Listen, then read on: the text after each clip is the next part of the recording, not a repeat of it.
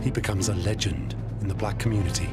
I'm charged with being in concert with some God. Well, where they at? I don't want to be here because God has cursed me to see what life should be like. ናይ ቱፓክ ስብዕና ብኩሉ መገዲ ክግለጽ ይከኣል እዩ። ንናይ ስነ ጽሑፍ ፍቕሪ ህይወቱ ዝሃበ ብናይ ሼክስፐር ጽሑፍ ተማረኸ ብናይ ግጥምን ሙዚቃን ልቡ ዘሸፈተ እናበሉ ይጽውዕዎ እዮም። ንወላዲታ ኣዲኡ ርህሩህ ጓል ኣንስተይቲ ዘኽብር ኣብ ዙርዩኡ ንዝርከቡ እውን ኩል ግዜ የዋህን ለጋስን ሰብ እዩ ነይሩ። ጸሊም ልዑል ብምባል እውን ክጽዋዕ ክእል እዩ። ሰላም ክቡራት ቤተሰብ እዚ ቻናል ኣብ ናይ ሎማዓንቲ መደበይ ብዛዕባ ህይወት ታሪኹን ዘጋጠሞ ማሕለኻታትን ሒዘልኩም መጽ ኣለኹ። ክሳብ መፈጸምታ ዝመደብ ላይክን ሸርን ብምባል ናብ ኩሉ ንክባጻሕን ደገፍኩም ግለጹለይ እናበልኩ ናብቲ መደብ ክወስደኩም። ብስርሑ እቶም ሙዚቃታቱ ካብ ናይ ዲስኮርድ ጭፈራ ሓሊፎም ካብ እተኸብረት ናይ ዓለም ካቶሊካዊት ቤተ ክርስቲያን መንበረ ፓትርያርክ ካብ ናይ ቫቲካን መዝሙርን ሙዚቃን ክስራዕ ዝኸኣለ ዓብ ናይ ጥበብ ሰብ ምዃኑ ይግለጽ እዩ። ቱፓክ ስእነት ፍቕሪ ቤተሰብ ናብ ናይ ስነ ልቦናዊ ጸገም ክበጽሕ ገይርዎ እዩ ዝብሉ ብዙሓት ተንተንቲ ይዛረቡ እዮም። ተጻራፊ ብዕልግናት ተመልኦ ሰብ እዩ ዝብልዎ እውን ኣይሰኣኑን። ውሉፍን ኣገዲዱ ዓማጺ ኢሎም እውን ብናይ ማሕበረሰብ ጠንቂ ዝወቕስዎ ምእመን ምኽንያት ሒዞም እዮም።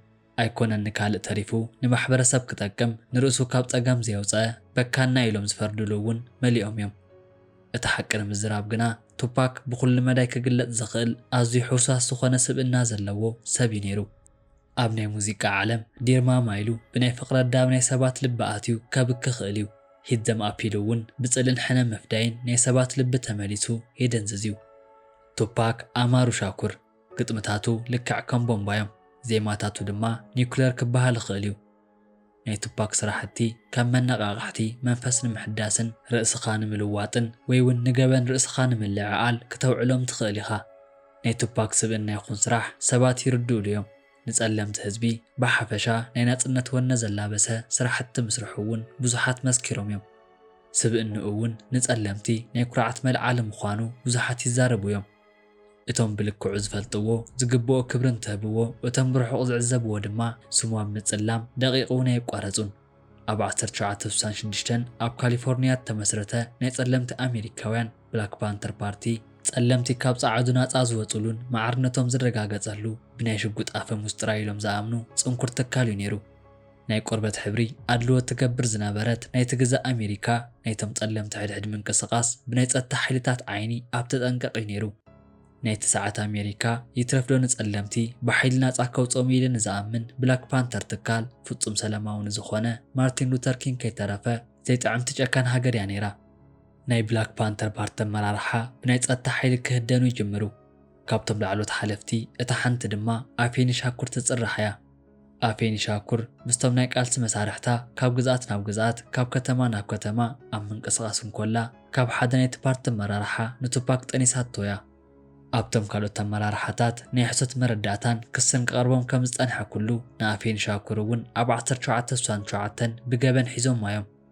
ኣብ ኒውዮርክ ከተማ ቦምባ ብምፍንጃር ራዕድን ምፍጻም ተንቀሳቒሳ እያ ተባሂላ ናብ ቤት ፍርዲ ቀሪባ እያ። ኣብዚ ሰዓት እውን ናይ 8 ወርሒ ጥንስቲ እያ ነይራ።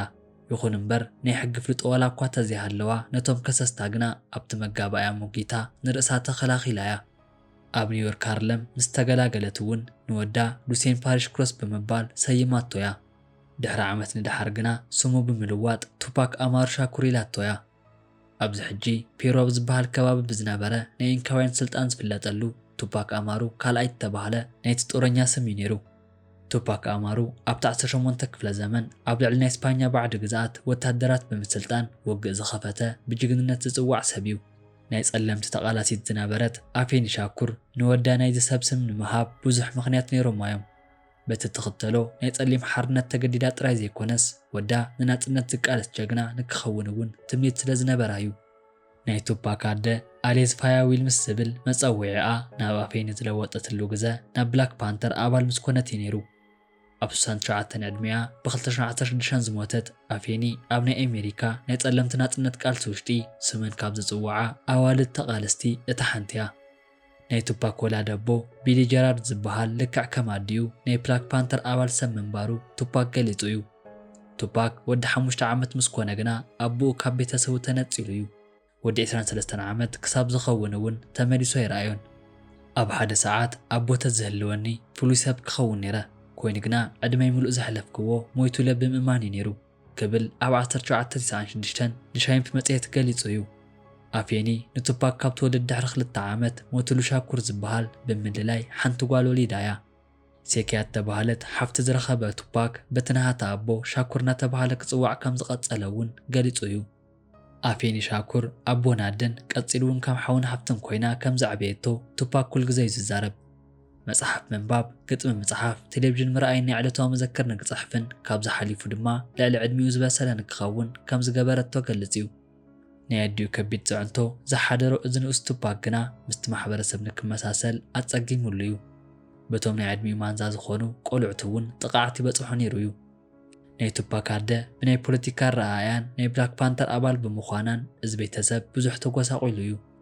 ስራሕ ንምርካብ ትጽገም ነበረት ኣፌኒ ሻኩር ናይ ገዛ ክራይ ክትከፍል ብዘይ ምኽኣላ እውን ሓዊሱ ነዚ ቤተሰብ ሒዛ ከርተት ክትብል ጸኒሓ እያ።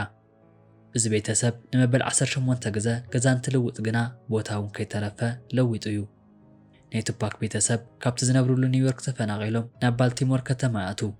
ብዛዕባ ፍትሕን ማዕርነትን ገና ካብ ቁልዕነት ግዝኡ ክሓትት ዝጀመረ ቱፓክ ኣዲኡ ዘሕደረትሉ ጽዕንቶ ቀሊል ኣይነበረን።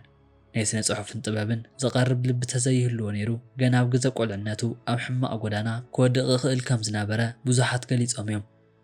ኣዲኡ ኣብ ተስፋ ስእነትን ሽግርን ብምውዳቓ ምኽንያት ናይ ሓሽሽ ውልፍቲ ኮይና እያ። ቱፓክ እውን ኣብ ናይ ሓሽሽ ሰፈር እዩ ዓብዩ። ይኹን እምበር ካብዚ ኩሉ ሕማቕ መገዲ ንክኽወል ዝገበረው ናይ ኪነ ጥበብ ፍቕሩ እዩ ነይሩ። ባልቲሞር ድማ ናይ ኪነ ጥበብ ክእለቱ ጎልሁ ዝወጸላ ከተማ እያ። ኣብ 1986 ናብቲ ክቡር ናይ ባልቲሞር ስነ ጥበብ ትምህርቲ ኣቱ። ኣብቲ ናይ ፈለማ መዓልቲ ምህሩኡ እንተኣቱ እውን ስምካ ንገረና ይብልዎ እሞ ቱፓክ ኣማሩ ሻኩር ኢሉ እንትዛረቦም ልክዕ ኣብቲ ሰዓት ኩሎም ተምሃሮ ይስሕቁ። ናይቲ ስነ ጥበብ መምህር ዝኾኑ ሰብ እውን ነቲ ኣጋጣሚ እንትዝክሩ ቱፓክ ዋላ ሓደ ክንዕቆ ዘየፍቅድ ሰብ እዩ ነይሩ ክብሉ ተዛሪቦም እዮም።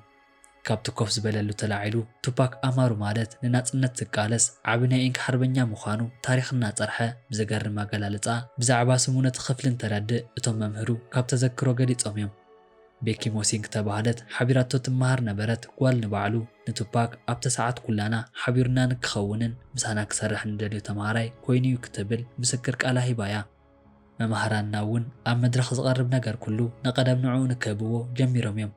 ኣብቲ ናይ ስነ ጥበብ ቤት ትምህርቲ ቱፓክ ተፈታውን ቁልጡፍ ተምሃራይ ንምዃን በቂዑ እዩ። ብፍላይ ምስ ናይ ሼክስፒር ስራሕቲ ምልላይ ናይ ጥበብ ህይወቱ ጥራይ ዘይኮነስ ኩሉ መንነቱ ከም ዝለወጦ እዩ ዝዛረብ። ናይ ሼክስፒር ስራሕቲ ብግጥምን ራፕ መልክዕን ለዊጡ ዘቐርብ ሰብ እዩ ነይሩ። እዚ ተፈታዊ ተምሃራይ ኣብ 1988 ኣብ ሓደ መዓልቲ ናብቲ ናይ ድራማ መምህሩ ቤት ጽሕፈት ብምኻድ ምስ ኣዲኡ ኣፌኒ ናብ ካሊፎርኒያ ኦክላንድ ክኸይድ ከም ዝኾነ ዛረቦም። ከጽንሖም ዘኽእል ናይ ገንዘብ መጠን ብምትእኽኻብ ነታ ዝተረፈቶ ሓንቲ ዓመት ንክምላኣ ንምግባር ቃል እንተኣትውሉ ግና ንሱ ንቤተሰበይ ከቐድም ኣለኒ ብምባል ንኣደይ ክስዕባይ ዝግባአኒ ኢሉ ንባዕቱ እናሓበሰ ገሊጹሎም እዩ። ንኣዲኡ ካብቲ ዘሳቀያ ዘሎ ናይ ሓሽ ፈልፊ ንክትወፅእ ክሕግዛየ ብምባል ነቲ ዝፈትዎ ምህሮ ገዲፍዎ እዩ። ንጥበብ ገዲፉ ንኣዲኡ ስዒቡ እዩ። ካሊፎርኒያ ግና ኢዳ ዘርጊሓ ኣይተቐበለቶን። ቱፓክ ምስ ቤተሰቡ ካብ ባልቲሞር ሰፈር ብምውፃእ ናብ ዝበኣሰት ናይ ገበን ከተማ እዮም ከይዶም። ማሪን ኣብ እተባህለት ከተማ ብገበን ኣብ እተመልአት ሰፈር ውሽጢ ዓሪፎም እዮም። ኣዲኡ እውን ከምቲ ዝሓሰቦ ካብቲ ናይ ሓሽሽ ፈልፊ ክተቋርፅ ኣይከኣለትን። ካብዚ ቢእሱ ድማ ንሱ እውን ኣብቲ ናይ ሓሽሽ ዝውውር ስራሕ ተዋፊሩ እዩ። ውላድ መዘዋወሪ ኣደ ድማ ውልፍቲ ኮይኖም እዮም። እዚኣቶም ኣሸገርቲ ናይ ንእስነት ግዝኡ ቱፓክ ናብ ናይ ነብሱ ፃውዒት ሙዚቃ ክጽጋዕ ጀሚሩ እዩ። ኣብቲ ሰዓት ግጥሚ መጽሓፍን ምዝያምን ካብቲ ክፉእ ህይወቱ ክምለስ ከም ዝገበረው ኣብ ሓደ ሰዓት ተዛሪቡ እዩ። ኣብ 1989 ናብ ሓደ መዘናግዒ ቦታ ግጥሚ ንምጽሓፍ ቱፓክ እንትኸይድ ሌላ ስቴንበርግ ምስ ተባህለት ንእስቲ ጓል ይላለ። ኣብቲ ሰዓት ብግጥምን ስነ ጥበብን ፍሉይ ሰብ ኮይኑ ከም ዝረኸበቶ ገሊጻ እያ። ብቕልጡፍ ወኪል ንኽትኮነሉ ከም ዝሓተታ ዝገለጸት ሌላ ምስ ናይ ሙዚቃ ፍልጦ ዝነበረው ኣትሮን ግሪጎር ናይ ሙዚቃ ፕሮዲሰር ከም ዘላልየቶ ገሊጻ እያ። ግሪጎር ናይ ቱፓክ ድሌቱ ተዓዚቡ ዲጂታል አንደርግራውንድ ኣብ እተባህለ ኣብ ኦክላንድ ከተማ ዝርከብ ኣብ ናይ ሂፓፕ ጉጅለ ውሽጢ ኣባል ንክኸውን ኣብ 1990 ኣመቻችሉ እዩ። ኣብቲ ጉጅለ ውሽጢ እውን ብቕልጡፍ ንርእሱ ብምዕባይ ኣብ 1991 ኣብ እተዘርግሐ ሴምሶንግ ኣልበም ብናይ ሙዚቃ ስራሕ ተሳትፎ ገይሩ እዩ። ኣብቲ ዓመት እውን ብውልቁ ናይ ፊልም ዕጀብ ዝኸውን ሙዚቃ ናብ ምስራሕ በቂዑ እዩ። ግሪጎር ናይ ቱፓክ ተውህቦ ካብዚ ዝበለጸ ከም ዝኸውን ብምዕዛብ ካብቲ ጉጅለ ተነጺሉ ናይ ርእሱ ኣልበም ንክሰርሕ መገዲ ጸሪጉሉ እዩ። ምስ ናይ ኢንተርኮርስ ፓክ ኣብ ዝገበሮ ስምምዕ እውን ቱፓክ ኣሌፕስ ዝብል ኣልበሙ ሽዑ ተሰሪሑ ናብ ዕዳጋ ቀሪቡ እዩ። ቱፓክ ኣብ ግጥምታቱን ዜማታቱን ጽንኩር ዝኾነ ስራሕ እኳ እንተሰርሐ ናይቲ ኣልበም ዕዳጋ ግና ከምቲ ዝሓሰቦ ከም ዘይከደ ኣብ ሓደ ሰዓት ተዛሪቡ እዩ። ካብ ዲጂታል ኣንደርግራውንድ ወፂኡ ናይ ርእሱ ሙዚቃ ክሕትም ምስ ጀመረ ገና ወዲ 19 ዓመት መንእሰይ እኳ እንተነበረ ግጥምታቱ ግና ኣዝዮም ብሉጻት እዮም ነይሮም። ብሬንዳ ስጋርት ዘቢብ ዝብል ደርፊ እውን ጓል 12 ዓመት ትንስቲ ብናይ ቀረባ ቤተሰባት ዓሚጣ ከም እጠነሰት ዝገልጽ ታሪኽ ኣብ ኒውዮርክ ታይምስ ኣንቢቡ ዝሰርሖ ስራሕ እዩ ነይሩ። ካብቲ ናይ ህይወት ኣጋጣሚ ተላዒሉ ዝገጥምን ዜማ ዘውፅእን ናይ ፍሉይ ተውህቦ ወናኒ ምዃኑ ናይ ዲጂታል ኣንደርግራውንድ ኣባል ኤምቢ መስኪሩሉ እዩ። ቱፓክ ካብ ኩሉና ናይ ፖለቲካ ምንቅስቓስን ናይ ናጽነት መንፈስን ነይርዎ እዩ ዝበሎ ኤምቢ ንማሕበረሰብ ምህናፅን ምምሃርን ናይ ኩሉ ግዜ ትምኒቱ ከም ዝነበረ ገሊጹ እዩ። ኣብ ማርች 3 ብ1991 ሬድ ሚኪንግ ዝተባህለ ናይ ሎስ ኣንጀለስ ጸሊም ሰብ ብዘይ ዋላ ሓንቲ ገበን ብፖሊስ ስለተሃርመ ነታ ከተማ ጸለምቲ ንተቃውሞ ናብ ደገ ወፂኦም እዮም። ቱፓክ ነዘመልኪቱ ትራፕድ ዝብል ንጽል ደርፊ ዘርጊሑ እዩ።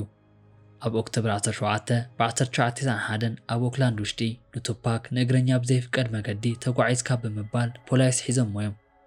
ስዒቡ እውን ዝወዓሎ ገበን ከምዘየለ ገሊጹ እዩ።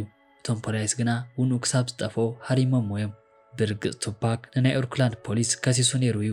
ኮይኑ ግና ተጋጣሚ ካብ ኩሉ ንላዕሊ ናይ ሕጊ ኣካላት ከም ገበነኛ ንኽጥምቶም ገይርዎ እዩ። በቲ ተውህብኡ ዝኾነ ሙዚቃ እውን ነቲ ስርዓት ንኽቃለስ ንርእሱ ኣዳልዩ እዩ። ኣብቲ ሰዓት ናይቶም ተጨቆኑ ሰፈራት ተቐላሳየ ክብል ተላዒሉ እዩ። መናእሰይ ንከነቅሕን ንኸቃልስን ወሳኒ ምዃኑ ኣሚኑ ታግ ላይፍ ብዝብል ዝሰየመ ማሕበራዊ ምልዕዓል ኣዊጁ እዩ። ቱፓክ ኣብ ልዕሊ ኣሜሪካ መንግስቲ ብዕላዊ ዓመፅ ኣልዒሉ እዩ። ቱፓክ ኣሌፕስ ናው ዝብል እቲ ናይ ፈለማ ኣልበሙ ብዙሕ ነቐፌታ ሒዙሉ መፂኡ እዩ። ኣብ ናይ ቴክሳስ ግዝኣት ኣብ ሓደ ኣጋጣሚ ናይ ሓደጋ ምክልኻል ሰራሕተኛ ቕተል። እዚ ተጓንፎ ኣብ 1992 ነቲ ናይ ኣሜሪካ ፕሬዚደንታዊ ምርጫ መላዓሊ ክኸውን ገይሮም እዮም። ኣብቲ ሰዓት ንናይ ምክትል ፕሬዚደንት ዝወዳደር ዳንኩዌል ተባሃለ ሰብ እዚ ቐንጻሊ ነቲ ናይ ጸጥታ ኣካል እንትቐትሎ ናይ ቱፓክ ኣሌፕስ ናው ዝብል ኣልበም እናሰምዐ ነይሩ ብምባል ፖለቲካ ክሰርሓሉ ይጅምር። ቱፓክ ቅተልሉ ዝሰብኽን በዓለ ራፐር ብምባል እውን ኣብ ናይ ኣሜሪካ ቀጥታ ፈነወ ተዛሪቦም እዮም። እዚ ፖለቲከኛ ዳንኩዌል ናይ ቱፓክ ሙዚቃ ኩሉ ተኣኪቡ ንኽቃጸል ከይተረፈ ጸዊዖም እዮም። ኣዲኡ ናይ ሃገር ጸላኢት ተባሂላ ትስደድ ከም ዝነበረት ኩሉ ቱፓክ እውን ልክዕ ከምኡ ጸረ ሃገር ብዝብል ስም ተዋሂብዎ እዩ። እዚ ኣጋጣሚ ናይ ቱፓክ ጸላእቲ ክበዝሑ ዝገበረ ሰዓቱ ነይሩ። እቶም ዝጸልእዎ ዝደለይዎ እኳ እንተበሉ ንሱ ንዝተላዕሎ ዓላማ ግና ንድሕሪት ዝብል ኣይነበረን። ኣብ ማሪን ከተማ ጀመረ ናይ ቱፓክ ናይ ሙዚቃ ህይወት ዕውት ክበሃል እኳ እንተኸኣለ ኣብ ህይወቱ ከበድቲ ፈተናታት ክደራረቡ ጀሚሮም እዮም። ኣብ 1992 ኣብ ሰፈር ዕግርግር ይለዓል እሞ ሽጉጥ የውፅእ። ኣብ ተውከት ሰዓት ግና ሽጉጡ ምስ ወደቐት ሓደ ልዕሉ ይትኩስ። ነቲ ተፈጥሮ ህውከት ካብ ዝርኡ ነበሩ ሰባት መንጎ ሓደ ወዲ 6 ዓመት ንኡስ ህፃን ቆልዓ ተቐቲሉ እዩ። ቱፓክ እውን በዚ ቅትለት ተሓታቲ ይኮነን። ቱፓክ ኣብ 1993 ስትሪክትሊ ፎር ማይክ ተባህለ እቲ ካልኣይ ኣልበም ይዝርግሕ። እዚ ኣልበም እውን ኣብ ሒደት ወርሒ ናይ ፕላቲኒየም መሸጣ ረኺቡ እዩ። ቱፓክ ኣብ ኣሜሪካ ይኹን ኣብ መላእ ዓለም ስሙ ዝገነነ ራፐር ምዃኑ ኣመስኪሩ እዩ። ኣብ 1993 ቱፓክ ናብ ኣትላንታ ጆርጅያ ዝረገጸሉ ዕውትን መደናገር ራፐር ብዝብል እዩ።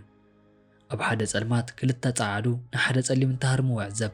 ነታ ማኪኑ ጠጠው ኣቢሉ ድማ ንኽገድፍዎ ይዛረቦም። እቲ ሓደ ሽጉጥ ኣውፂኡ እንትትኩሰሉ ቱፓክ እውን ብናቱ ሽጉጥ ገይሩ መልሲ ሂብዎም እዩ። እዚኣቶም ሰባት ኣብ ዕረፍቲ ዝነበሩ ዝተተዩ ፖላይስ እዮም ነይሮም። ነቲ ሓደ ኣብ ማዕኮሩ ነቲ ሓደ ድማ ሕቑኡ ተኪሱሎም እዩ።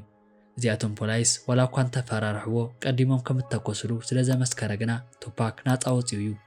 ብዝረኸቦ ኣጋጣሚ ሽጉጥ እናተኮሰ ተዘይቀተልኩ ዝብል ቱፓክ ንርእስኻ ምክልኻል ብዝብል ሕጊ ናፃ ወፂኡ እዩ። ኣብ ልዕሊ ጻዕዱ ተኪሱ ናፃ ክወፅእ ምኽኣሉ ድማ በቶም ጸለምቲ ማሕበረሰብ ከም ጅግና ክረአ ጀሚሩ እዩ። እዚ ወዲ 22 ዓመት መንእሰይ ቱፓክ ግና ኣብ ናይ ማርዋን ወይ እውን ጋንጃ ወልፊ ትሑዙ ነይሩ። ብመሓዙት ይኹን ሃብቲ እውን ተኸቢቡ እዩ። ቱፓክ ሻኩር። ቀጻሊ ዛንቱ ክስራሓልኩም እንተደልይኹም ኣብ ናይ ኮመንት ቦታ 3 ግዜ ቱፓክ እናበልኩም ጸሓፉ ክብል ፈቱ።